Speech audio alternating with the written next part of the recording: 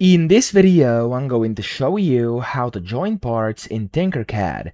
Now, the easiest way to do this is the one I'm going to show you right now. So, you have to have some parts on here. I'm going to put on a box as an example, and then also this sphere over here. And what I'm going to do here, I'm going to put the sphere on here and put it a bit towards like this into this cube, okay? I'm also going to go from the top view and basically kind of position it. There we go. Let's say this is going to be what I want to achieve, okay? So it's not the most perfect, but still you get the point.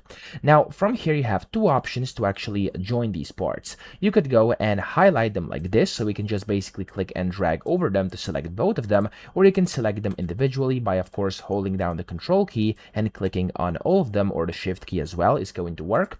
And then when you highlight them, you have two options. To join them, you can click on this button up top, which is the bundle group, or you could press Ctrl and B on your keyboard. And what this is going to do here, as you can see, it says you can join shapes together, so we can actually move and resize them at the same time without making them one shape. So just click on that, and as you can see, you can resize and move them together without having to make them one specific shape. So that's the first way you could do this. That's called a bundle group, as you were able to see on here. Okay, so if I do it like that, you can create a bundle group. But then you also have the second option, which is the union group. And if you press Ctrl plus G, or you press this, it's going to give you a union group. Now what this does here is it says it joins shapes together to make one big shape, and solid parts, of course, add more, and whole take place pieces away. Okay, so as you can see, I now have this over here, and if I wanted to add something else, I can do that as well. So I'm just going to use one more cube over here to kind of demonstrate this, and I'm actually going to join this in here as well, like this,